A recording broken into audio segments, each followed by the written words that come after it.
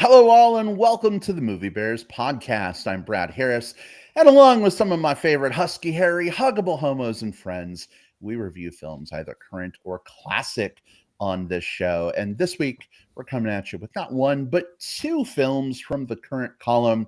We're going to be reviewing Queer and Flow, two big movies that I know we can't wait to get into and talk about. But before we can do that, let me introduce you to the folks who are joining us for our conversation this week. Jim Poliafico, as usual, is in the virtual studio with us, that being 10 feet down the hall for me. Hey, sweetheart, how you doing? I'm doing great up here in the top right square, ready for to talk about two new movies. There's a ton to talk about tonight, and there's special stuff coming up too, which I can't wait to get into. So let's do this. All right, excellent. Jim, of course, referencing if you're watching the live stream on YouTube, we're doing something a little different this week visually. We're in a square arrangement pattern. It's a little like Hollywood squares and a little like, I don't know, zoomy, if you will. We kind of dig it though. It's fun. Will Lindis is also here with us. Hey, Will, how are things in your part of the world? Hey, Brad, Jim, Sam, who we'll talk about here in a moment, and everyone tuning in, listening right now. Things are going great here in this part of the world, or at least as good as can be expected, just given gestures around to everything around him. But this time of year is fun for me because this is the time of year where obviously we're doing a double feature tonight. We're going to be diving into two movies, but this is the time of year when a lot of really solid films hit. And it's sort of like there's parts of the year where it's definitely more famine, but right now it's feast. I almost can't get to the movie theaters enough right now. So excited to talk about these two and excited to see plenty more movies in the weeks to come. Totally feel where you're coming from, Will. We were at the Loft, our indie theater here in Tucson, not once, not twice, not three times, but four times last week, trying to see and do all the things. That's not even counting, major release films in normal theater chains. So I totally get you. But as Will alluded, we also have a special guest with us this week as well. He's been on the show before, longtime listener and someone we love and adore on this show. Sam, welcome back to the Movie Bears podcast. How the hell are you? I'm doing well. Happy holiday, homos. Thanks for having me back. Well, glad to have you back. I know that you were talking a little bit to Jim about some of your thoughts on Queer and some of your personal experiences and connections there. So really jazzed to dig into that with you a little bit and hear your thoughts on that film as well. I did just want to make a quick note, though, before we get into our movie conversations for this week. Fellas, to the day, the Movie Bears podcast is officially 12 years old as of today. 12 years ago, we were reviewing The Hobbit, An Unexpected Journey, in our best ? Worst ! NPR voice impressions. Thank God we left that behind. Fuck, jeez, you wouldn't hear that on NPR. But happy 12 years, guys! Congratulations. That's a long time. Dirty dozen. Like, it's hard to believe we've got 12 years of this thing behind us at this point. Like, where did that time go? I'm sure we're all feeling, every time we come around to this time of year, not just because of the podcast, but because kind of the holidays mark like an end of another year. And then, the New Year holiday, the start of a new one. It's just, they keep ticking by and it's just kind of crazy. But when you think back upon all the awesome fun we've had with the show, awesome guests we've had on, like Sam is joining us now, and from where we started with we even had different co-hosts at the time. We did. It's just crazy to think back on it, and God knows how many films we've done. We need to a status. I've said this before. We need a statistician to help us. I need to update it. I started once upon a time a list of every film that we reviewed. I didn't include the ones where it was like if it was like a plug or something like that. No, right. A Because that would be way major, more. major review, right? So I'll just need to go through and update the letterboxd list because I do have that. It's just I think kind of stopped somewhere in the 400s. Yeah, I'd be really curious, right? Because this is episode 519. Shit. And if you figure probably what, a quarter of the reviews we do have been double headers, right? So or lists, right? Or where lists, we do like end of year or best, best films of the year. Yeah, we're definitely somewhere in the, probably approaching in the 700-800 range. Oh, easily. I just looked at the list. The most recent ones I logged were New Mutants, Hillbilly Elegy, and Happiest Season. And that put us at 435. So we've done a lot of movies since then. That was a lot. Yeah, that was a long time ago too. Yeah. Yeah. But no, it's fun to have all of these, recordings of, these conversations that we've had. I think there's something to be said for it's fun to put this out as an audio product that people can listen to and download in their car or at the gym or whatever each week. But just from a really personal perspective, just there are hours upon hours upon hours upon hours of just our conversations that are logged and archived now. And I think that's also important to me. Yeah, absolutely. I was thinking about this the other day, guys. At this point, I mean, there's probably 1,200 hours of us talking. We could feed that into an AI, right? It could also take all of our video and AI that as well. It could also like write out review. Like we don't even have to do the show anymore. We don't have to show up anymore. Yeah, we don't. We could just click a couple buttons and boom, podcast. But you know what? We're going to show up anyway, listeners, because we love you. Fuck it, we're doing it live. Fuck right? AI. You get the real shit right here. We're not going to give you that AI bullshit. Well, yeah, okay, maybe. I don't know. It's tempting. Hey, I wanted to give a shout out to Lorcan in the live chat who says, holiday, homos, bears even. And William, you're getting some We know love who that here. is. We know who that is. Aww. William looks so sexy with heart emojis. Heart emojis back, and thank you so much. All right. What's the right word for it? The sentiment is returned. There you go. I like it. All right, fellas.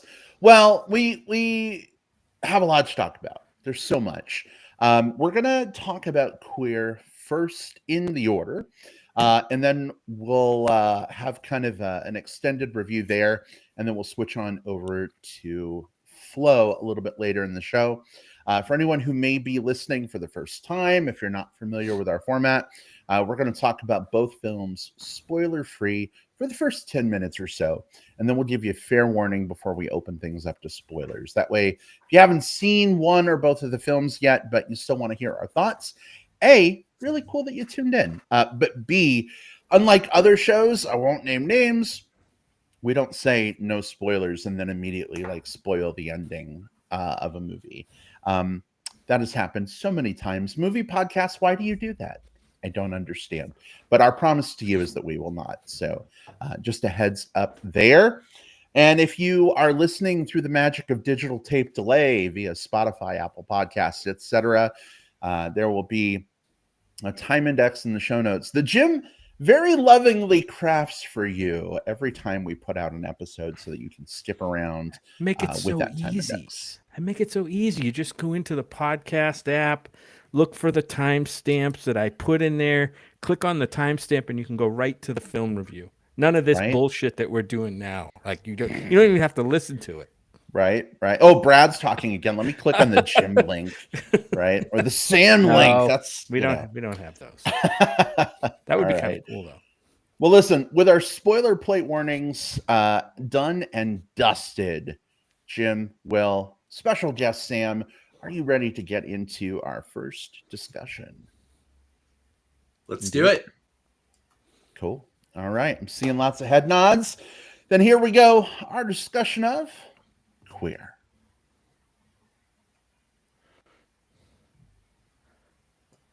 All right, well, set this one up for us if you don't mind. What the hell is this queer film all about? Spoiler free, of course. And, briefly, because there's four of us, what are your initial thoughts? Is this worth seeing in theaters, maybe waiting for streaming, or skipping entirely? What did you think? All right, so Queer, a few things to unpack about this movie. First of all, directed by Luca Guadagnino. If you are a lover of film, you've probably seen some of his other films like Call Me By Your Name, this year, Challengers, Bones and All, the Suspiria remake. Just as notably is the pedigree for this. This is an adaptation of the William S. Burroughs novella of the same name, sort of part of a set of books between Junkie and Queer that sort of tell sort of two parts of this semi-autobiographical story about some of Burroughs's adventures. The plot of this film, it's set in 1950s, and we're here in Mexico City, and we follow an American immigrant in his late 40s, played by Daniel Craig, who's leading this solitary life amidst a small American community. By the way, some of this I'm pulling straight off of IMDb. However, the arrival of a young student stirs the man into finally establishing a meaningful connection with someone. I quite like this movie. I think that where it lands is in an interesting spot. Even outside of the historical stuff pulled from Burroughs's work, just taking the piece by itself, I think it lands in this spot that is very relatable to a lot of queer men, specifically that intersection between I desire you versus I want to control you. And I'm not talking about like in a safe, sane, and consensual kind of form of control, but in that way of like, is our relationship a two-way street, or do I want to possess you? It also lands in an interesting spot for me in the idea of seeing a queer person who is very, I don't want to say necessarily comfortable, but is very open with his queerness and the conflict that he runs into when he comes across someone who that is not his truth and that is not his experience, and he has that more cloistered life. Outside of the story itself, this is a very creatively shot and developed film. It's set over 3 different acts, each of which sort of goes deeper into the madness of the characters as they're trying to grasp hold of something that they can't quite get their fingers around, while also letting their minds go to some pretty out there spots. I had a really good time with this film. I think that this is probably not the type of queer movie for everyone. You're not going to watch this film and say, I feel great about the queer experience and go Pride or anything like that. I don't think it's that type of movie, but this is a very personal story about a very specific type of queer experience that I do think is relatable to a lot of us. We'll talk a little bit more about some of the execution, some of the stars here in a bit, but for me, I like this one a bit, and I do think if you're kind of a lover of like film, you should probably go check this one out while it's in theaters. All right. Well, thanks so much for setting that up and giving us your initial thinking. Jim, how about for you? Did this hit as well? Well, let's see. I really wish it did. We may get into some of the reasons about that soon. I really had no knowledge going in of, I've heard the name William S. Burroughs. I hadn't read any. I really didn't know much about his life. I'm sure we'll hear more about that, and probably from our guests a little bit later. So I didn't have that to inform this film for me. So I had to look at the film on its own merits, and so it didn't really work, as there were too many bumps for me to really love it as like a queer relationship film. I think I got what we were trying to get at, but I'm not sure it landed. look, I love Guadagnino as a filmmaker. I love Challengers a lot. Of course, Call Me by Your Name. So my expectations were high. And in this film, I think he's really taking big swings with the material that he has, right? Unfortunately, without the knowledge of that material, I just don't know if all those big swings land for me anyway.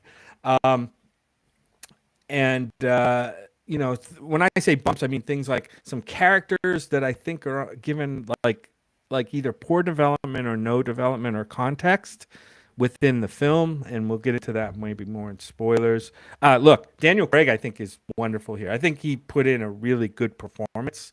Um, it's just that it didn't all kind of come together for me. So, um, the movie started to like in the first act. I'm like, oh, this is interesting. Kind of where is this going? Like, he's meeting this guy, this young guy, and they're kind of hitting it off. He's a desperate, lonely expat in Mexico.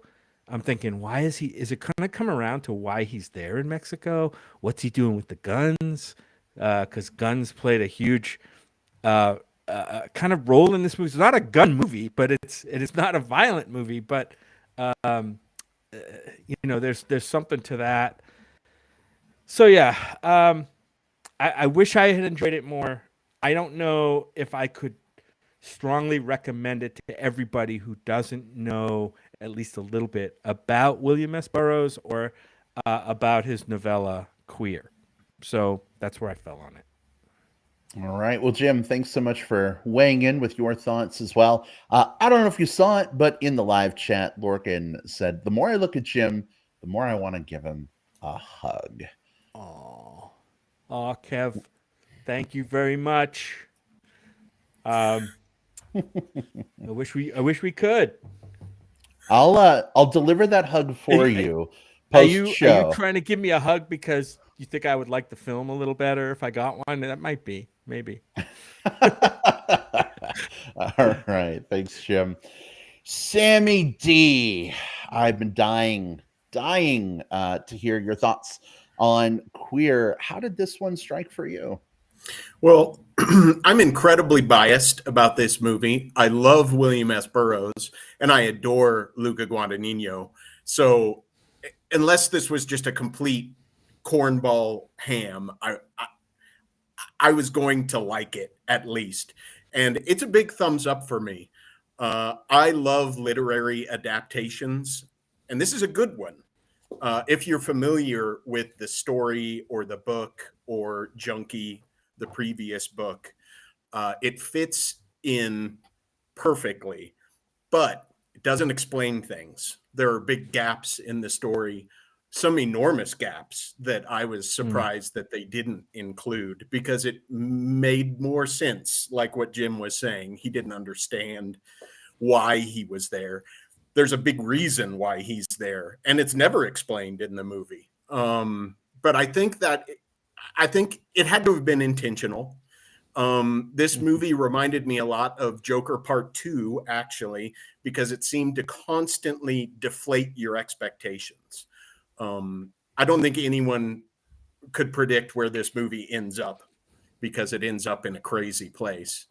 And I enjoyed the ride. I thought it was beautiful. I loved the special effects that Guadagnino used, the models, his use of CGI backdrops, the music, which was insane as everything else. I thought all of his choices were confrontational, unexpected, and I was entertained and laughed through the whole thing. I thought it was very funny. So a big thumbs up for me, but I'm biased. I was going to give it a thumbs up anyway. So, I mean, that's fair. Sometimes we are, right? And that is okay. But Sam, thank you so much for sharing a little bit about what you thought. We'll, of course, get into spoilers here in just a few moments. But for me, a couple things, Sam, that you said kind of resonated. One was the music.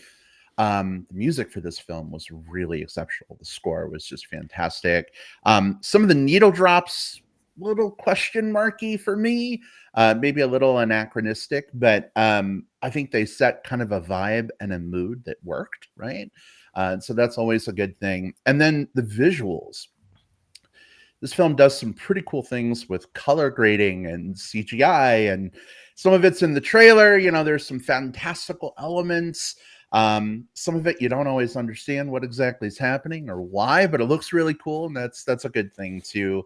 But Jim, to your point, and Sam, I know you weighed in on this a little bit about some of those like gaps, right, that make for some difficulty in understanding. I really don't have much knowledge of William S. Burroughs. I've never read any of his works. I don't know any of like the backstory and some of the personal history that I think this film maybe pulls in, and I don't know if it expects you to know. And that's something I'd love to talk about with y'all. But I found myself at several points just scratching my head, and I'm like, I see a lot of movies. Am I just fucking stupid? Like, I don't get what's happening. Like, what is going on right now? Like, what is this trying to say? So, maybe there's some additional background y'all can share. I did some reading last night for like an hour and a half trying to fill in some of the gaps, and I think I did. But I think I hate to say complaint, but I think my challenge with this movie and movies like it is anytime additional like reading, viewing, whatever is like required to understand some of the like basic messages or like even the plot of what's happening in a film, I think it can take your audience out, right? It can be a roadblock to getting on board. And I think that's what happened to me ultimately. I would say absolutely, check this one out on streaming. But for me, this isn't going to make like a top 10 list at the end of the year or anything like that. I think Daniel Craig did a great job. Drew Starkey as Eugene, he was really good, but it didn't really like light the world on fire for me or anything like that. So I'm glad, as always, like queer cinema, literally queer cinema, is a hugely important thing to our community. I'm glad this film exists.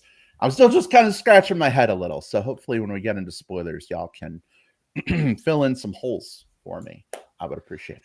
Yeah, I mean, I was getting on board with this film, especially in the first act, when it's kind of setting up the character. It doesn't give us a lot, like we said. There's that big hole of what the hell's he?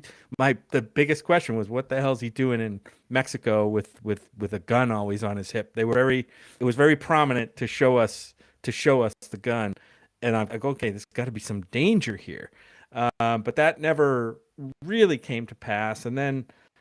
When they introduced the Gene character, there's questions about that character as well. Like, what's his relationship with this other character called Mary? And like, there seems to be something there, but it's never, at least in my mind, I don't think it ever really comes out. And the other thing is Gene really into Lee in this movie? There's some indications that maybe not so. And we'll get into some spoiler stuff that happened, and then we'll get into the crazy third act as well, which adds. When I talk about big swings, there's some huge swings in that third act, and what the hell all that meant. But there's a mention of something called, well, this isn't a spoiler because nothing really happens. There's a mention of something called Green Lantern Boys or Green Light Boys. I forget what it was called. A couple times they went to that, and I'm like, okay, I can't wait to. That must be why he's in Mexico. There must be some reason why he's there. We'll talk about those, but that showed up in the movie. We'll talk about that. Did it? Yeah. That was. Did I miss that? Yeah, I think maybe. Yeah. To be fair, there was a lot going on in that movie. It's easy to miss some things. Okay. All right. I'm sorry. But that at least, yeah. No worries. Well, listen, I think there's a ton to unpack here. And with four of us, I want to preserve as much time as we can for spoilers. Will, I think I just saw you open your mouth, though, while I was saying that. Did either you or Sam have anything else before we make that jump? Yeah, I really just wanted to kind of echo something that Sam had mentioned. There are two Guadagnino films that came out this year, and I think that between this and Challengers, I think Challengers is going to be the one that is going to be more of Guadagnino's like stamp on cinema. Not his only one, obviously he did Call Me by Your Name. But I think that a lot of those same sensibilities come through here across all of these films, Guadagnino has not played it safe. He did some big swings in Suspiria. He did some big swings in Challengers. He did some big swings here, Bones and all of those. So I'm really impressed with who he is as a filmmaker and what he's bringing to film. Also, the Trent Reznor, Atticus Ross score and soundtrack to this film is just absolutely chef's kiss. I mean, there's a reason these guys get nominated for an Oscar damn near every year now.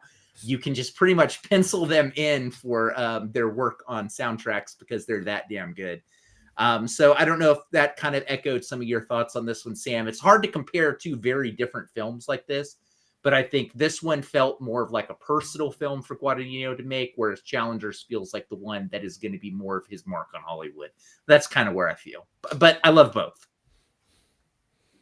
I just rewatched Challengers yesterday, and it's such a popular movie. Like it wants you to have fun. And Queer, I don't think you're supposed to really have fun with it. And even the scores for the two movies, in Challengers, it's propulsive. Like it follows the movie. And in Queer, their score is a drone. Like it's not propulsive. It just kind of is there in the background, just kind of echoing itself. And they're very interesting to see the two Guadagnino 2024 movies. It's interesting to see them close together, and it really shows that he's a master. Like they are so opposite each other, but they fit together as well. Challengers is the better movie, but I think they're pretty close in terms of quality and actual filmmaking. Along those lines, I wanted to talk about not just the score, but that's a good point, Sam. You mentioned about the score of this movie being more like a drone in a background, setting a mood and a vibe. But the needle drop soundtrack in this by a certain band, I think there were at least 3 songs, maybe, by this band, had me scratching my head a little bit. I love those songs, but I'm like, okay, why? Like, what? Is it just, I don't know what the word was you used, Babe, when it's like the music doesn't really anachronistic? Yeah. Is that it? Maybe. Doesn't match the time period. Yeah. Do we want to talk about those in spoilers? I think we should. And maybe we can have that be our first point past the jump. But I'm going to go ahead and just make that transition so that we can speak of this film in an unfettered way. If you have not yet seen Queer and you value your virginal innocence, now is your time to step away for the next 22 minutes and 38 seconds and then come on back for our discussion of Flow. Or if you're listening on Spotify, Apple Podcasts, etc., it's days after we recorded this. Use the time index, skip around, do what you need to do. But if you continue to listen, you do so at your own peril. Spoilers are officially fair game, I know, because the official ticker is at the bottom of the screen right now, letting you know. All right, so let's start back. Jim, so you've mentioned there were a few songs by a particular band. Did you want to dive back in, and we can dig into that a little? Well, I mean, there's a pretty well-known Nirvana songs, right? And pretty much blaring at and these aren't needle drops like in the background of action most of the time. It's kind of in the forefront. And I was trying to figure out, what is the filmmaker trying to make me feel or trying to say by using these selections as the soundtrack in this film. Maybe you guys have a clue. I think I was kind of clueless though about it. Look, that's not to say I don't enjoy these songs, and I was actually kind of enjoying the movie, and I do like sometimes that anachronistic what's the word I'm looking for?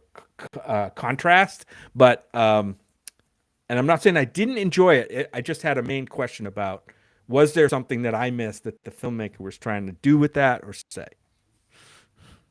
I sort of took 2 things from it. One is like a sort of a liner note type thing, and that's that Nirvana's music, Kurt Cobain was very heavily influenced by the work of William S. Burroughs. So I kind of like the Ouroboros sort of like shape of this, right?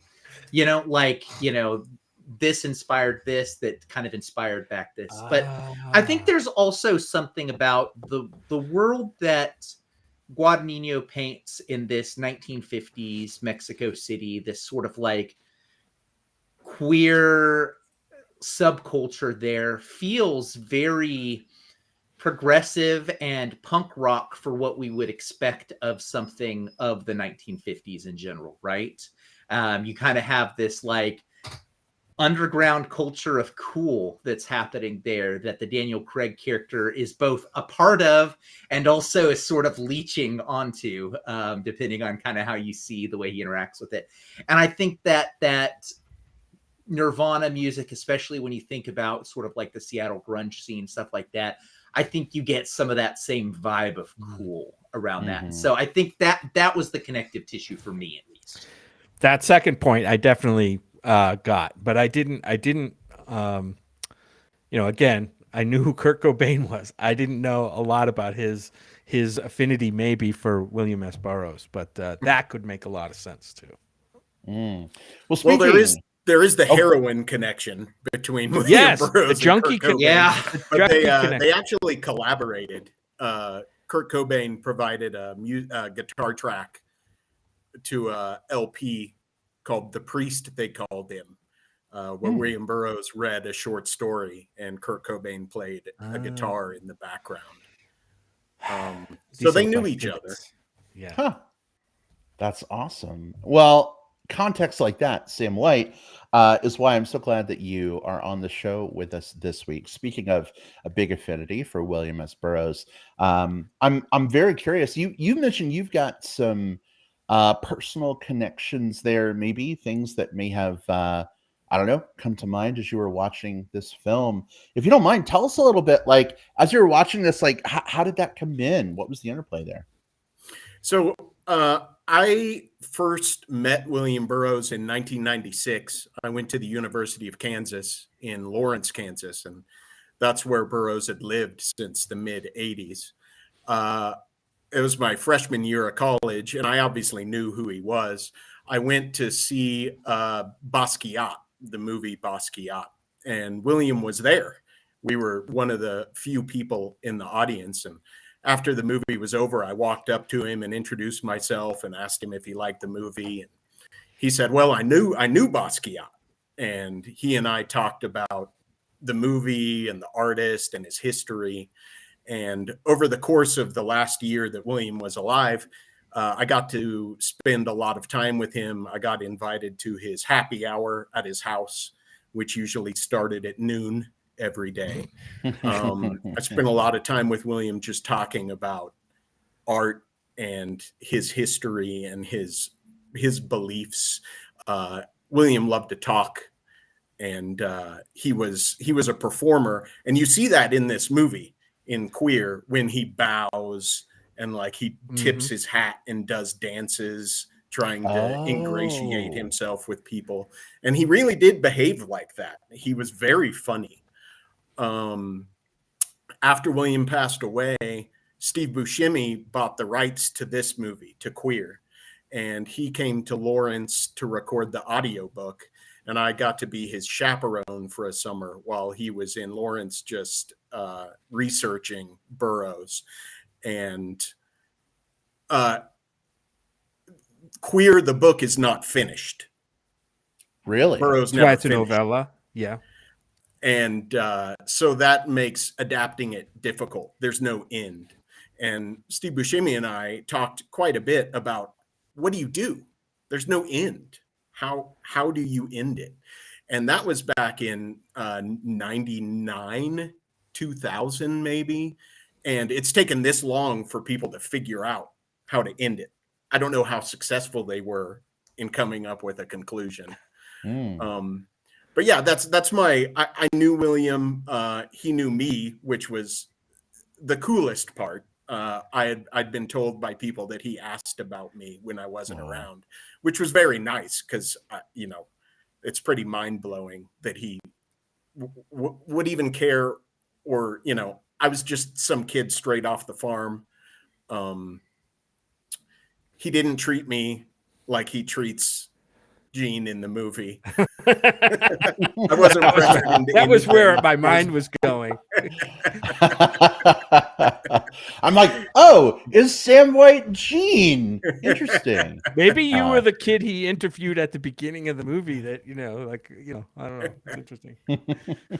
And that's why I'm really biased about this movie. Not that I was really involved in any way, but I knew it was happening and that there was struggles getting it made.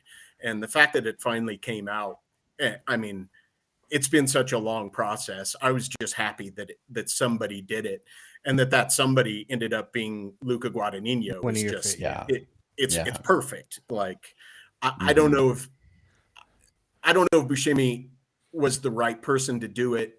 He really wanted to do it. He led readings with actors reading the screenplay that they had come up with. It had funding. It just never happened. I don't know the story of why. Yeah. Wow. So that's my connection. Incredible. I'm a big fan of Burroughs. I've read everything. I've read his letters and his essays, and this movie nailed William. It's an impression, but it's a really good one. And that's what one of the things I liked the most about it. It was so funny seeing him on screen. And it's like, well, that's William. Like, look at him. Wow. He's being silly. And so I had a question, and I think I have maybe heard the answer to this. In the movie, his name is William Lee. Is that a pen name he used or a fictional name that he used when he was writing what was really like autobiographical stuff? Is there anything behind that? And maybe that's what threw me off, because I'm like, oh, this guy is William Lee. He's just some other guy. Like, I didn't know it was supposed to be Burroughs. his first novel, Junkie, was first published under the name William Lee. Oh. And the character William Lee appears in almost all of Burroughs's novels. He shows up in Naked Lunch. He shows up in a novel called The Wild Boys. And pretty much through the end, it's a stand-in for Burroughs. And Gotcha. the difference between William Lee and William Burroughs is I don't think there is any. Wow.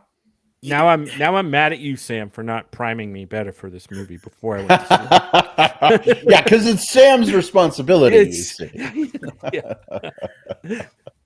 Now, Wow, you mentioned something that I think kind of warrants a little bit more discussion.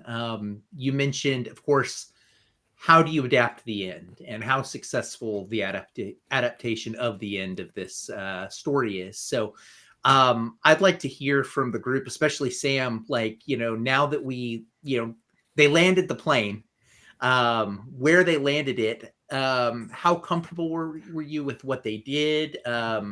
How in tune were you with the way they did it? Is there anything you would have changed? That sort of stuff. So the movie is nearly word for word the novel for chapters 1 and 2. The dialogue, the action, it's taken straight from the book. Things get a little sideways in chapter 3 when they go to the jungle and investigate. What is ayahuasca? They call it Yahe in the movie. But it's ayahuasca, which, Aaron Rodgers takes now, it's not quite. It's mainstream now. Yeah. Celebrities take it for fun, and it's not, I don't think it didn't have the psychic properties that Burroughs was really looking for.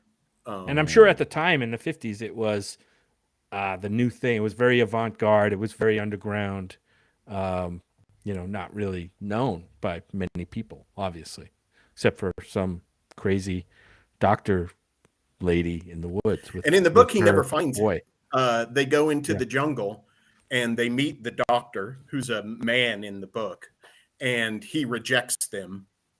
and he says, you need to go talk to a bruja if you want it. And they say, well, you know the bruja, can you introduce us? And he doesn't. And so they just leave, and they don't do the drug. And that's pretty much where the book ends. They just leave, and the book's over. It's interesting. Which isn't much of an ending. Like, the whole book is, we're going to go and find this drug, and then they don't find it. The end. Right. So at the end of Not this very film, cinematic. yeah, at the end of this film, we're in spoilers now, and the film itself is in this third act is very cinematic in what happens, both while they're in the rainforest with this doctor and taking the drug, and then afterwards, there's a whole like subchapter back in, I don't know if it's Mexico City or if it's Panama City at that point, but when he kind of reunites with Eugene, at least in his mind. I don't know. It's a very strange, surreal, dreamlike ending. Right. It almost has some of this film. There were sections of this film that reminded me of Lynch, David Lynch. I mean, it seemed like stuff that Lynch would normally do, and those are kind of in the category of the big swings for Luca, I think, to take. But what did you all think of the ending? Did it kind of come together for you? Because I was just sitting back like, my mind was blown by like what was going on. There's a miniature building. There's somebody getting shot in the head with a glass on their head, and yeah, it was the snake. It was all over the place. I think I went off the rails when they got to the rainforest.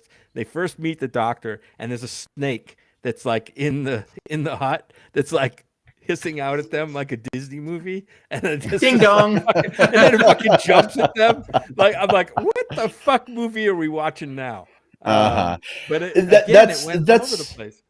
That's the part that I lovingly call like the gay Indiana Jones section of the movie. And I really enjoyed it. Why do they have to be snakes?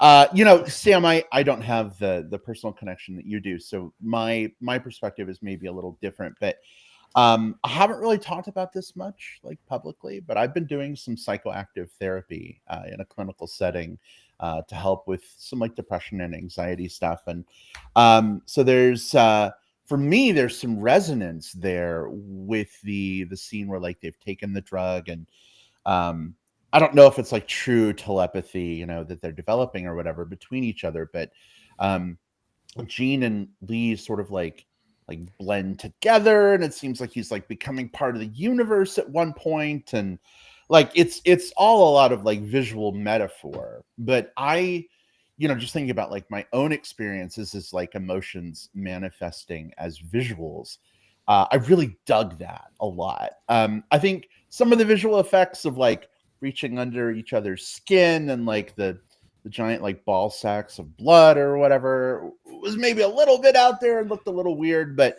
I think appreciated the way that they were trying to visually communicate what was happening between those characters. And Gene ultimately, I believe, rejects Lee, right? Like Lee is looking for this super deep connection with Gene, and it gets to a point, but then like they literally separate and go their separate ways for a couple of years or longer, it sounds like. But it was a really cool way of communicating that, I thought. Yeah, and let's really think about kind of what we've got up till that point, right? Because we've got the William Lee character who is, the reason he's going there is because he wants telepathy. He knows that he can get telepathy by doing this drug. But what is it he really wants? He wants to understand this other person in this way that he can't truly understand this other person. And the way that, realistically, I don't think any of us can ever truly understand another person beyond like, beyond certain barriers, right? And so I think that was what was really interesting here is we see him get as close to that as possible and to have this moment of connection. But at the end of it, he still doesn't know the Allerton character any more than he did before. He knows his interpretation of that moment, and he knows kind of what he felt at that time, but he doesn't truly know Allerton's thoughts and his heart, and then they go off different ways. And that, I think, is a very true thing that happens to us. And as we get further into the epilogue portions, you know, we have an older Lee at this point, kind of thinking back through some of his experiences, including the William Tell incident, which shows up in sort of the shot glass on the head moment, which was also pulled from some stuff in Burroughs's life that became kind of a part of the Mexico City excursion to begin with. I think all of that just really speaks to, you know, regardless of how we know someone or how we believe we know someone or what we think we know about someone, those moments that we have are still genuine and important to us. So I like that kind of looking back at the end on this moment with fondness and sweetness, even though it maybe didn't have like a finality that he would have originally wanted. At least that's kind of the feeling that I got as I went through that kind of closing sequence. I don't know if that resonated the same way with y'all, but that was where it kind of fit for me.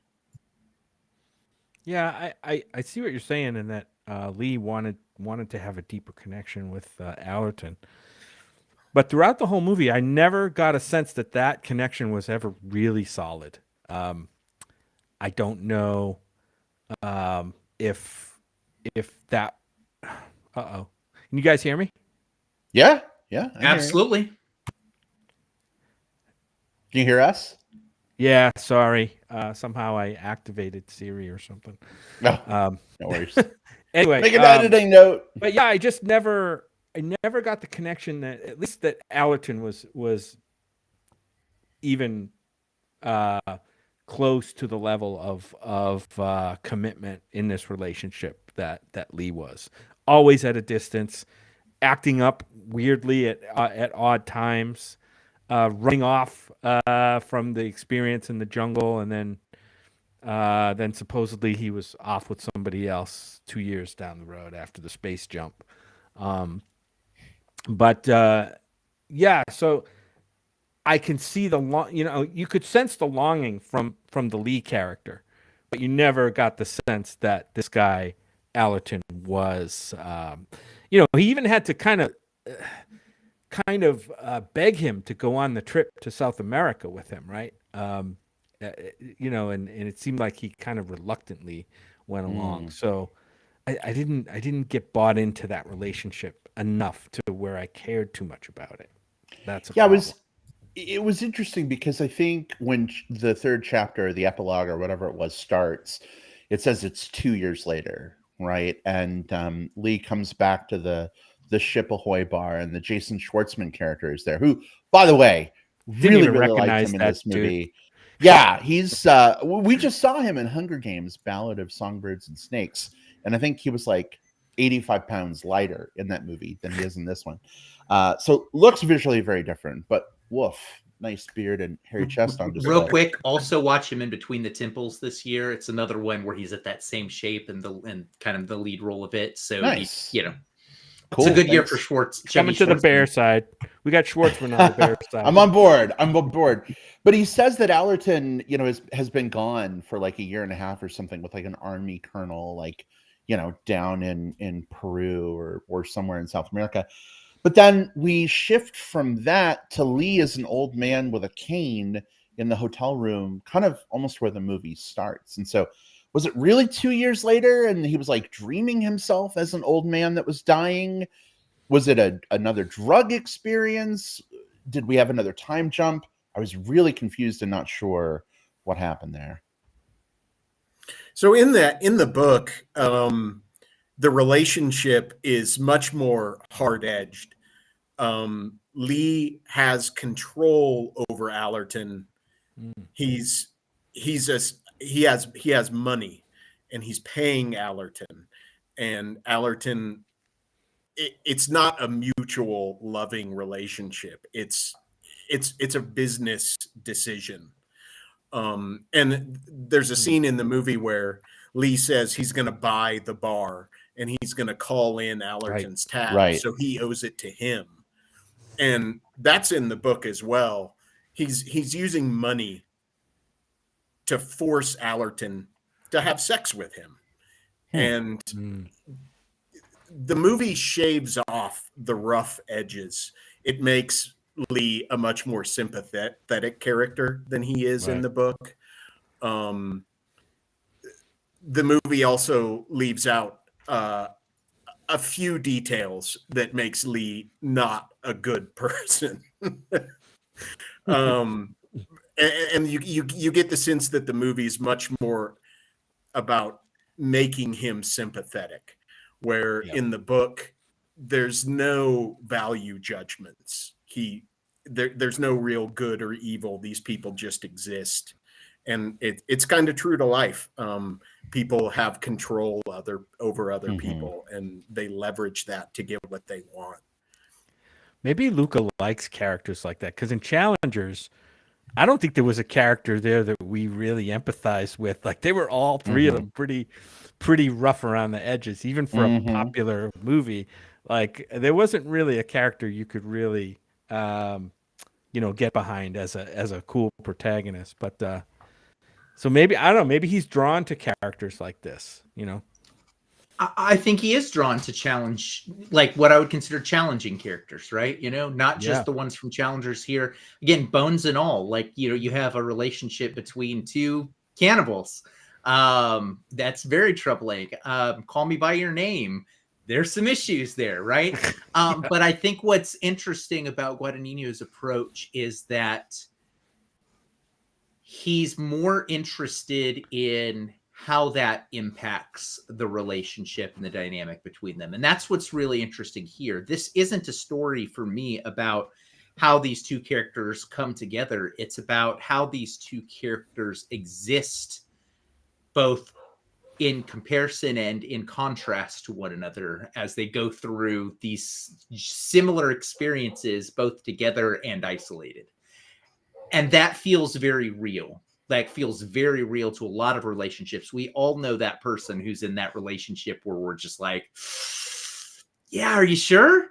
Are you sure that this is a two-sided relationship? Are you sure this is working out? This isn't going to work out, bud. We've all seen that person. This, of course, dramatized and brought to kind of a higher heights because film adaptation, and we're traipsing through the woods, searching for mystical telepathic drugs. But we can all relate to that idea of, I care more about this person than they care about me, or this person has these feelings for me that I don't reciprocate, but there's still something about them that I still want to be around them for, and so I appreciate Guadagnino playing in that space in a way that not a lot of people would. We need queer cinema that shows great role models, but we also need queer cinema that just shows great characters doing interesting, sometimes awful, sometimes great, sometimes both types of things. The only way we get real representation is by getting kind of that full spectrum of queer representation. Yep, that's a very fair point. Well, I think there's a whole lot more we could continue to unpack about this film, but we're an hour in and we still have another movie to go. So, lightning round. Any other final thoughts you want to get out about Queer? Who are the Green Lantern boys? Right. Yes. They were just real quick. Like, so the Green Lantern boys are the more flamboyant, effeminate gays, and Lee wants nothing to do with them. He'd rather hang out in a straight bar than in a gay bar. Than the gay, So that's the one guy who, and I forget the character's name, but who's sitting at the edge of the end of the bar. The end of the bar is one of the Green Lantern boys, and he sort of is kind of the representative of everything that William does not want to be. Fair enough. All right, great. I didn't make that connection, but thank you for the explanation. Listen, I was just waiting for one of them to like manifest glowing green thought objects and like beat people up with them, flying around the screen with a name like Green Lantern. But Alan Ryan Reynolds Scott did not is show up. Alan Scott is the gay Green Lantern. I've been reading a lot of Alan Scott comics lately, so there you go. Yeah, he's our Green Lantern boy. Cool. All right. Well, and we mentioned the music. I loved that there were Prince songs, New Order songs, Nirvana songs, and there's one scene where somebody puts money into a jukebox and Nirvana starts playing. So the music is there, like they're listening to modern music in 1953. That was a bizarre choice, and I don't think I've seen another movie that has done that. I don't think it works, but I kind of loved it. Like it was bizarre. Yeah. Definitely an interesting choice for sure. I have one other thing. I'm just gonna throw it out there, and it's not for a discussion really, but I saw somebody today, I think on Facebook, a friend saw the movie. I don't know if this person is sees a lot of movies, but they said that it's just another movie that shows gays in an unflattering light. And I'm like, ugh, like I guess I can see that point, but I don't think the purpose of this movie was that, right? As much as I missed a lot of what was in this movie, I think there are different ways to miss the thrust of a movie, and I don't think that was Luca's intention here. No, well, as I said before, we have to have queer representation across the spectrum. We have to have good representation. We have to have bad representation. We have to have lots of representation.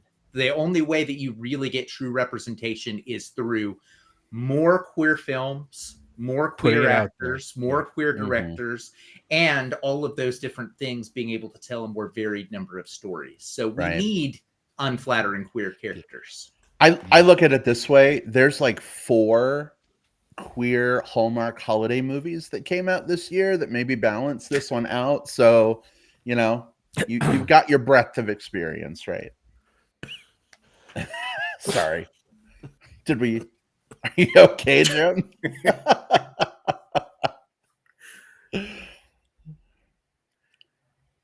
I'm fine. Just okay. Just continue. We broke Jim. All right. Well, Sam, it was such a delight to have you join us on the show this week. And obviously would love to have you back anytime there's a film you want to talk about. Even if you don't, have a personal connection, let us know what that might be. But it was great to see your face and hear your voice. I hope we get to see you in person sometime in the new year. That would be awesome. Hopefully sometime soon. I really appreciate the opportunity to come on the show. Congratulations on the anniversary. 12 years is a long time. You're tweenagers. Puberty sucks, man. Not my real dads. Oh my God. Whew. All right. Well, Sam, love and adoration to you and yours. Hope you have amazing holidays. And looking forward to connecting with you ASAP in person, friend. Thanks for again, joining guys. us. We'll see you later. Take care, Sam. Take care, Talk to you later. Bye-bye.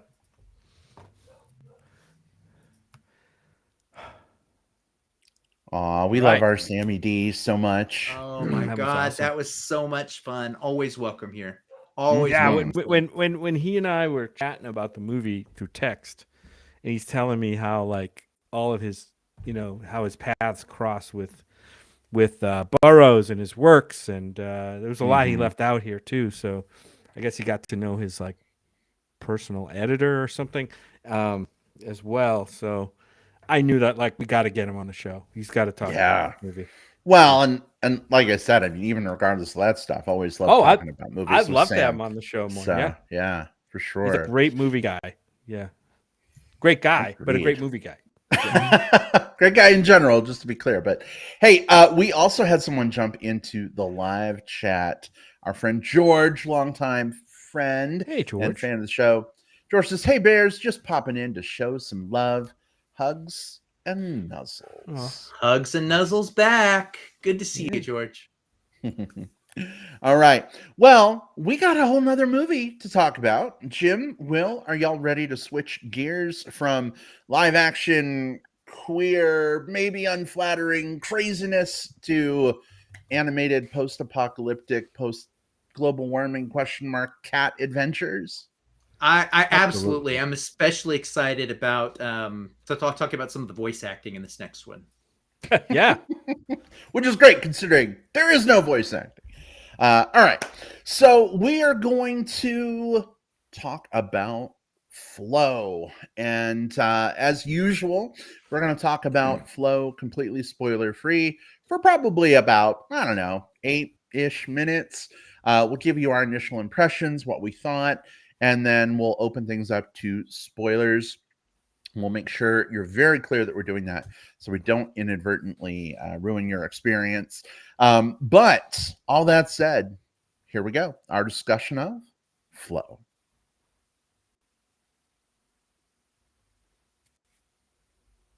All right, Jim, you actually put this one on my radar, and I know you were super, super excited to see this. Seems only fitting that if you don't mind, you kick this conversation off for us. What is Flow, and what did you think? Is this worth seeing in theaters, waiting for streaming, or maybe skipping entirely, in your opinion? Yeah. So Flow has an interesting story behind it personally about how I came to the film, but it's let me just begin by explaining what it is. It's a new animated film by a Latvian writer-director, Gints Zilbalotis. Kind of a new name to me and in the film sphere. I think he has some shorts out there and maybe one other feature film that I did not see. Also, I think they're all animated. Pretty sure they are. And I got to say, while I haven't seen any of those previous films, I'm going to be looking them up, and I'm going to be keeping an eye on this writer-director because I adored this film. I saw the trailer and I said, "Oh, this looks interesting." It kind of looks like a video game that Brad showed me like a year ago, but maybe with a story behind it. So, and I love, me. I'm a sucker for animal stories, and this looked like an animal story, and it is, among many other things. But let me give you a rundown of the synopsis of this animated film. Cat, and we don't have a name, but Cat is a solitary animal, but as its home is devastated by a great flood, he finds refuge on a boat populated by various species and will have to team up with them despite their differences. So that that synopsis is very simplistic, very boiled down. It sounds like it could be it sounds like almost like the synopsis of Homeward Bound, the old Disney movie, where, dog and cat and whatever animals like team up to find their way. And you could make a strong argument that this movie has some of Homeward Bound in it, at least in terms of that. But this movie is so much more. It's really, for me, it was like a moving story of survival, cooperation, and community bonding through times of adversity. And there's even some other layers beyond that are explored in this story. We'll get into some of those in spoilers. The astounding thing I learned about this film and the writer-director is that he's not only the writer-director, he's the editor, and he's the composer of the soundtrack in this film, which is astounding. It's a great soundtrack if you listen to it. It's very ethereal, atmospheric. And so this is really like a one-man show, and I want to talk a little bit more about that aspect of it. But I do want to mention at the top, which I forgot to mention, this movie is a movie without any dialogue. There is totally zero dialogue, spoken word in this movie. Animals make sounds. They communicate with expressions and with sounds, but there is no dialogue in this movie. There is no voiceover. There are no title cards that I can remember. It's strictly this is a 100% show story and not a tell story. And I love that about this. It works so well. And it runs like, I don't know, 80 it runs like 85 minutes long. It does it so well. But there's a lot more I can get into. But I'm gonna let you guys talk. I know we're running long on time. I love this movie, and I don't think it's the last time when we talk about movies this year that we're going to hear about this movie. All right, excellent. Well, Jim, thank you so much for teeing this one off for us. Get it? You love golf. Teeing off. That's my contribution. Yeah. To humor this week. Appreciate you as always. Sure. Well, how about for you? Did flow work as well for you, especially given that it is dialogue free? What did you think? Well, this is one that I'd been kind of looking forward to for a while. It had been making the rounds through a couple of the early festivals like Cannes, and then sometimes I feel like, we've talked about sort of like the Alamo Draft House that I go to here and how it's great for like certain films, but it's also great for trailers. Every so often you'll come on here and you'll be like, oh my God, I've seen the Aquaman trailer 87 times. And I'll be like, I didn't, but I've seen the Flow one probably about 10 times. So this one's been sort of like teed up for a while for me. And every time I watch the trailer and watch the animation on it, I was just, man, like I can't wait to see this. It delivers. It delivers. The animals in this are so well realized. All of them, from, and I'm just mentioning the ones that are in the trailer. So I kind of keeping it kind of light there, but there's a capybara, there's a cat, there's a Mr. Peanut Butter-esque golden lab dog, a secretary bird, a lemur. And what's really cool about these characters is that they're animals. They're not given a significant amount of anthropomorphism. There's a couple of moments where that maybe their eyes will widen or something like that. We get expression through the medium of animation, go figure, that lets us understand kind of what these characters are thinking or doing. But they're animals. They're not talking. And sometimes they just behave in sort of like very much like, here's the new shiny, I'm going to go chase it type instinct things that animals do. Man, they do it so well. They do it so well. And amidst all of that, we get to see this story that's about these characters coming together despite their differences. And you kind of watch this and go like, well, obviously in this world, things, haven't worked out fantastic for everyone. But maybe, just maybe, if we could have all gotten together in our little boat and pulled together the way these animals did, maybe things could have turned out a little bit differently. I love this movie. It is definitely one of the films of the year. Is it top 10? I don't know. It's so hard. It's always so this late in the year. There's so many damn good films to talk about, but this is one I recommend for everyone. I think I struggle to think of someone who I would not recommend watch this. All right. Well, Will, thank you for weighing in as well. Way too many W words right in a row. I did it though. I made it through them. Wonderful. Well, for me, this movie did not work. I know you both had some really great. I'm just kidding. Obviously, this movie was the goods. It's really good. We're gonna see it again tomorrow, and I'm usually a stickler for not changing my rating on Letterboxd for a movie after the first viewing, and I probably won't. It wasn't a 5-star movie. It was a 4 for me, just FYI. But I am excited to see it again because it was very good. Y'all kind of covered the main highlights already, but I just wanted to dig in a little more with some of the visuals as well as the score for this film. So if you've seen the trailer, you know what I'm talking about. If you haven't, go watch the trailer, then go watch the movie. It's a beautiful blend of like cell shading on the characters, and then a more like fleshed out and like detailed world, right? And so as we see kind of these like cell shaded animals interacting with the world, some really neat visual things that are happening. Even though there's no dialogue, like going into this movie, I had seen the trailer and I didn't clock that there was no dialogue. And Jim was like, are you ready for there to be no dialogue at all in this movie? And I'm like, shit, fuck, really? No dialogue? Are you kidding me? But I think between like the expressions of the animals, but also just how like fleshed out and alive the world that they're in is, there's always something there to engage the senses. I am someone who typically needs dialogue, hence my shit, fuck, really? But for me, I mean, this kept me engaged, like from the starting moments of the film until the very end. This isn't a spoiler, I don't think, but there is something after the credits. And so I would just say make sure to stay for that. 3/4 of our audience and our screening left and didn't get to see it.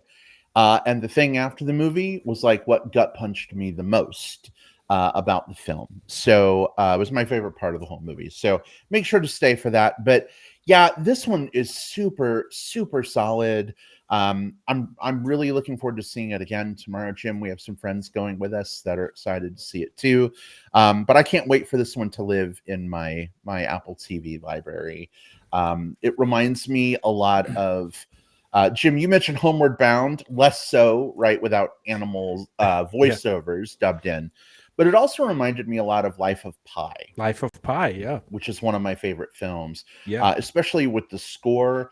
Going back and it's on Apple Music and Spotify, going back and listening to some of those tracks. I almost hear like some elements of Life of Pi music as well coming in. And so, yeah, I'm really, really jazzed to, you know, if I had the score to this movie on a vinyl, there would probably be like deep grooves worn in it by the time I'm done listening to it. It's that good. So yeah, don't miss this one. This is a hat trick from us, it sounds like, for sure. Yeah, you mentioned you know, this being kind of like an automatic buy when it comes out, and I would say start looking for it soon in the Criterion collection. I think this movie's destined for Criterion, and the reason I'll tell you that is because I was watching YouTube the other day and I saw, you know how they have different like film actors and directors go into the Criterion closet and pick movies. Guess who was in the Criterion closet last week? It was the director, Gintz Zilbalotis. He was in there making his picks, which tells me he was probably in the offices of Criterion, maybe talking about a possible deal to get this film on Criterion, which would be lovely, because I think you talked about the visuals of this film. It reminds me of, I guess it was created on this like free open source program that's been around for 30 years called Blender. That was originally used to make video games. I don't think it is anymore. But to me, the film reminded me of maybe a cross between the best features of like video game animation and old like vintage Disney colored cell animation, like kind of combined.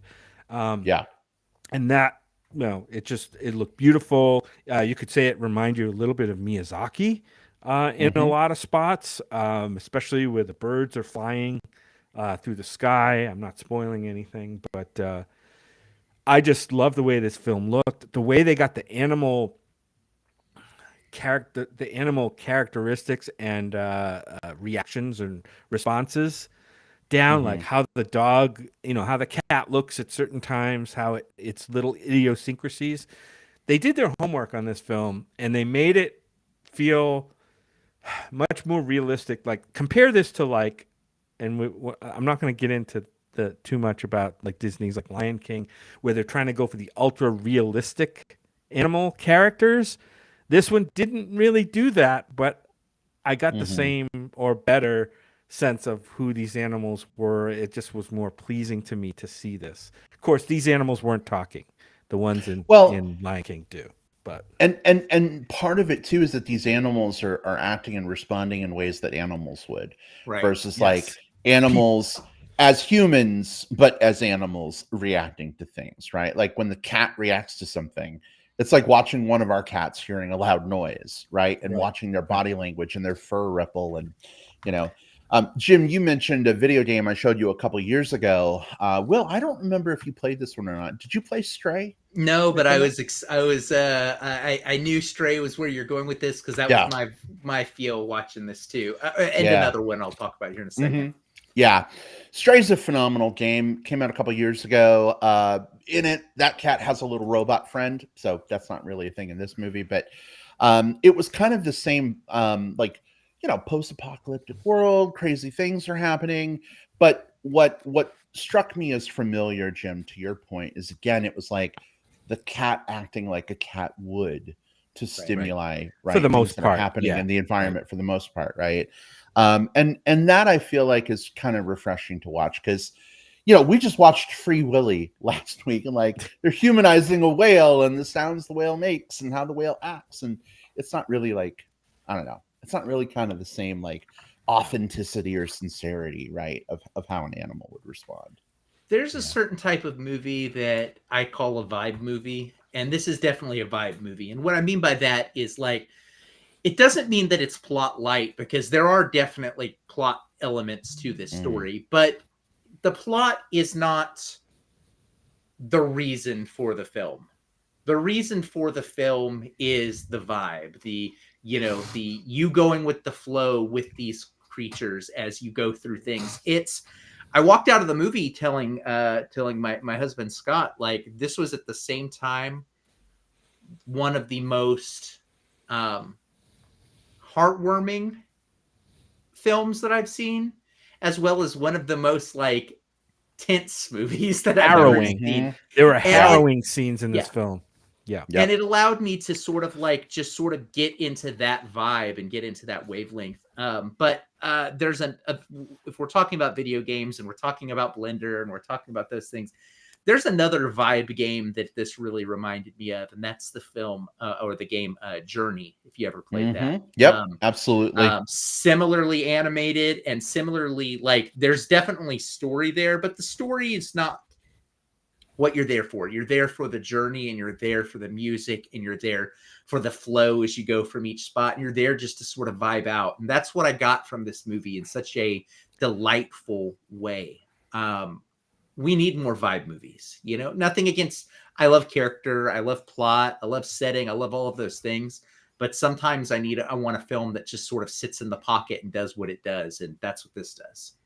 Absolutely. Yeah, you mentioned vibe. Another vibe game that I mentioned to Brad when we were on, it reminded me a little bit of Myst, even in some places. The natural, the surroundings. Like you have a flooded world that you're going through, and this, it just reminded me. For those of you who played Myst, flooding is part of that game, and the soundtrack is kind of reminiscent of Myst as well. So yeah, I can't wait to get into spoilers. With you guys. I mean that part where the cat had to find the green book and the red book to unlock the blue lever that it dragged back to an island to like release a submarine. I mean, it was totally the same. Yeah, I'm well, teasing, Myst is almost dialogueless too, right? It is, except for those to a books. large degree. Right. Where you get the woofy bear like doing the cool videos, but definitely a great call out. I think there's a lot of DNA of different games and films blended into this one. But let's get into spoilers if y'all are down. Jim, Will, are we ready to make that jump? Absolutely. I think so. Probably a pretty easy section, right? Yeah, for sure. All right. Well, spoilers for Flow are happening right now. Be advised, watch at your own peril. I'm actually reading the ticker on the bottom of the screen that lets you know if you're watching live that spoilers are happening. This is the part where I ramble for a few moments to give you time. If you are listening live or on digital tape delay, hit pause, step away, jump around, whatever you got to do to protect yourself, please do so. But the spoilers, they are a-coming right now. Where do y'all want to start with this one? I'll start by saying for an hour and 20-minute movie, this movie had so many, you mentioned harrowing portions of this movie. There are so many impactful or harrowing scenes in this film. Of course, we have the initial flood, but the two that come to mind are the one with the birds there's, we could get into the themes of this movie. One of them is empathy and cooperation, where one of the birds kind of steps aside and tries to give a fish to the cat who is having trouble getting food, and the rest of the bird flock steps in, and it's kind of brutal what they do. The leader comes over and he steps on, like, he's basically stepping on the head of the secretary bird, and I think breaks his wing at some point. Doesn't he step on it and like break his Damages wing? it. I don't know if it's like damages broken, it in some but way. Yeah, shape, it's Yeah. pretty. That's pretty It's tense, fucked up. intense. Yeah. It's pretty intense. And it it speaks a lot to the state of things right now in general, like how any understanding or empathy or kindness in this world, there's always somebody there or something there that's going to try to push you down, and and for a little animated film like this to have those themes woven in without like bashing you on the head with it, I think is amazing. The other scene I want to talk about is the one where, again, involving the bird, where the bird goes up the bird flies off or goes somewhere, and the cat starts chasing him, and it's stormy, and he goes up the spire right to the top. Yes. And then things happen up there that are like very, almost like, what's the word I'm looking for? Like religious or theological, where Or like just spiritual. it's spiritual, like with the bird, you get the sense that the bird is leaving, right? Is leaving this plane, maybe dying. We don't know. And for some reason, the cat is there experiencing that. It gets caught up in that, and so do we, because that's why we're up there. It's a very powerful scene, and it's one of those things where it's not super clear what's actually happening or why, but it definitely, you feel it as much as you see it in the visuals. For me, I felt a lot in that scene. Yeah, I would agree with you, Jim. I was a little unclear at first whether the bird was like dying or just like, bye everybody, I can Magical. fly, I'm out of here, Yeah. or something else was happening, you don't know. But to me, that very much read as like the bird was passing away and flying off to be on its own, right, so that it could pass out of the world. And the visuals of it, kind of creates a little bit of a link back to the movie we were talking about before this one. The imagery of like joining the universe, like becoming part of its energy, really resonated with me here too. It was really well done visually, but it wasn't like maudlin about it, right? Even the score isn't trying to like make you cry, like by being manipulative, right, with its music. It's just kind of happening, and read that whatever way you want, whatever way resonates for you. But it was pretty awesome. Another movie would have had the animals all gathered around the bird as he's dying and giving a last message or something like that. Pretty corny. And this movie just handled it so beautifully. It is sort of a neat link, like you mentioned, Brad, between the two films, that these are two very like show don't tell movies, right? That are really about the experience. And yeah, I enjoyed that so much here. This was a story that made me think about a few things. It made me think about like, why the fuck can't we all just like get along and pull together and do stuff, like regardless of our differences? Also, hey guys, climate change is still a thing, and this is probably on the horizon for us. I also loved the whale that we got to see through all of this, and as this sort of additional traveler on this journey with them. And then I did have a kind of a funny thought through this movie. Like the one thing that sort of took me out of it, not in a bad way. This was totally me. This has nothing to do with the film. But there's a spot where they're all just hanging out on the boats, maybe 2/3 of the way through the movie. And there's a couple of these little like flies that are flying over one of the characters, and Over the lemur grabs capybara. them and Yeah. eats them. And all I could think was like, what if that fly thought he was just like one of the group hanging out with them? It's just like, no. But no, Flies have feelings too. aside from Right? that, this is a remarkably funny film too.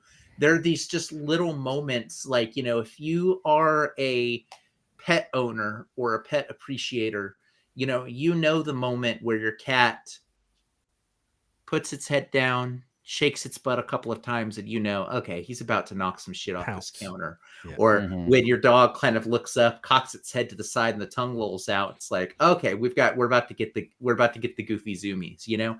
And Mhm. each of the animals had those moments like that, and they felt so good and so real, you know. Like I work in the, you know, I work in the broader part of the veterinary industry. Animals are what I love, and what I, you know, have built a career trying to help support the people that help them. And I love this movie as a celebration of these animals as well. So there's so many different, like, all that to say, like, there's a lot of themes without it being like a thematic movie, like, you know, Right. capital T themes.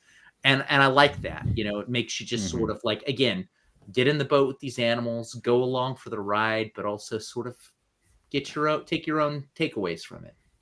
Yeah, the movie did something really interesting for me around the whale. And so, Will, I'm really glad that you brought that up.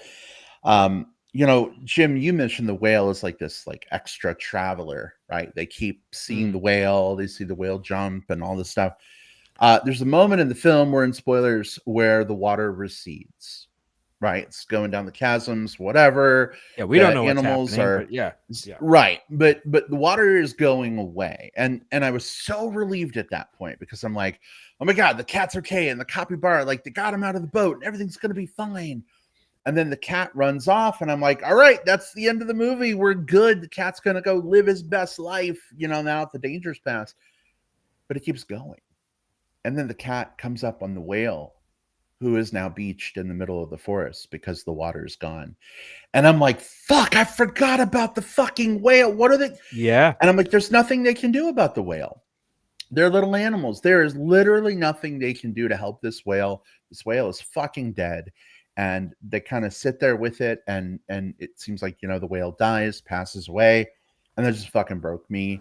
And then we're you know, past the end of the movie, credits are starting to roll, and Jim's like, there's something after the credits, we need to stay. I didn't know like, what okay. it was. Right. Right. I knew there was I'm like, okay. And I'm looking around, and 3/4 of the people have left at this point. And then the singer starts, and, you know, because the water is coming back, you just see the water apparently, and there's the whale swimming, and I'm so fucking happy, and I just started just crying, like I just broke into tears. And I don't know, like, that all happens in the span of like 8.5 minutes or something, but it was one of the most emotional moments I've had in a movie this year, for sure. Yeah, there's some powerful moments in here, especially the more you think about some of these things that happen. You know, I mean, we know that there were probably humans in this world. We see a human statue hand in the water, right? We see buildings that we assume were made by humans. We don't know. The story is not interested at all in telling us that, hey, this is, you know, humans did this, and this is why the humans are not around anymore. Could have been an environmental disaster like the floods. It could have been wars. We don't know. We just know that we're with these animals, and you know, they're building this community, this kind of micro community within the world, and it's just astounding. I think there's astounding storytelling in here. Will, you mentioned the layers, the small T themes that are laid in this movie. There's a ton of them, and just so well integrated without being ham-fisted. So I'm in awe of this movie. So good. Well, there's probably more we could talk about, but I know we've kind of gone long in the tooth. Do we Way feel over. like we've got this one squared away for now? Are we comfy leaving it here? For now. Yeah. I Mm. think now. we've flooded the audience with our thoughts. I think we can Yeah. sail off towards the end of the episode.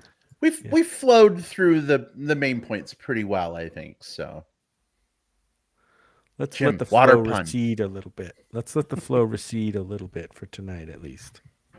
All right.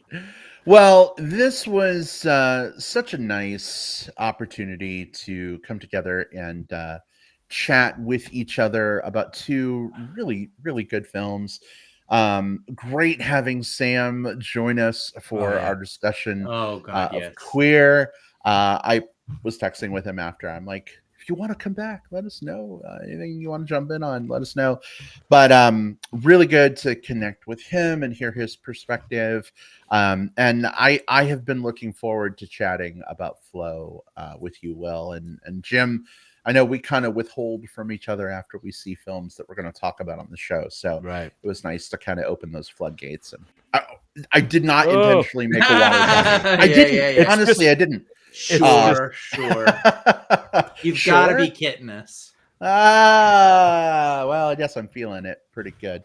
Anyway, wanted to let all of you know before we give you some ways to reach out to us that after 519 episodes of the Movie Bears podcast, and literally to the day, 12 years of the Movie Bears podcast, we have made the incredibly difficult decision to take a 2-week break because it's the holidays, y'all. Mhm. So we're going to be off the next couple weeks, of course, relative to when we're recording, which is Tuesday, December 17th, 2024. We will be back with you all officially on January 7th, 2025. Probably going to do a holiday catch-up episode. Not catch up that you would just during the holidays, but like a holiday catch up, as in catching up with all the movies we're going to see. I know Mufasa is out, and there's a bunch of others that we want to see over the next couple weeks as well. So be on the lookout for that episode coming at you soon. But if people want to chat with us between now and January the 7th, 2025, Jim, where can people find and interact with you? You can find me on Facebook under my real name, Jim Pugliafico. And then you can also find me to look at my movie ratings and my movie diary of like everything I've seen in the last few years on Letterboxd under my handle at JJP Out West. All right. Thank you so much. And Mr. Handsome himself, William Lindis, where can people find and connect with you? Yeah, look for me on Facebook. My name there is William Lindis, just like it is in real life. Letterboxd, log everything. It's at the Movie Bear. You can also find me at the Movie Bear on Blue Sky. I've been doing a little bit more stuff there. So just find me on socials. Say hi. Let's talk movies. All right, awesome. Thanks, Will. And folks, you can find me on Facebook. Just look for Brad Harris. I'm the one who probably has Chub, Chaser, Bear, Wolf, Dolphin, etc., etc., etc. friends in common with you. Please send a message first so I know you're not a cleverly designed bot. You can also find me on Letterboxd as well. Will, we're going on almost 2 years now of me logging every film at your encouragement. So I'm sticking with it. You're doing the part thing. of my process. You're doing the damn thing. It's so handy because like Jim and I were talking about like, you know, whether Flow would like end up on our year-end list or whatever. And I'm like, well, shit, like I don't even know what's going to be on my year list. No, and then I'm like, oh, I've been logging it all in Letterboxd. I can sort it all by 5 stars for 2024. And it was like, boom, like there's my list right there. So I know we'll be getting into those lists when we come back from the holiday break as well. So can't wait to hear what lands on yours. But folks, thanks so much for supporting us over the last, God, it's crazy to think about it, but the last 12 years of doing the show, whether you've been with us since, you know, week 1 or whatever the fuck week it is now, we really appreciate you tuning in. And especially when you jump into the live chat or share your comments with us, we always love interacting with you. So feel free to shoot us a message or comment as you desire. Have wonderful holidays, and we will see y'all in just a couple of weeks. Take care, everybody. Goodbye. Bye. Goodbye and Happy New Year.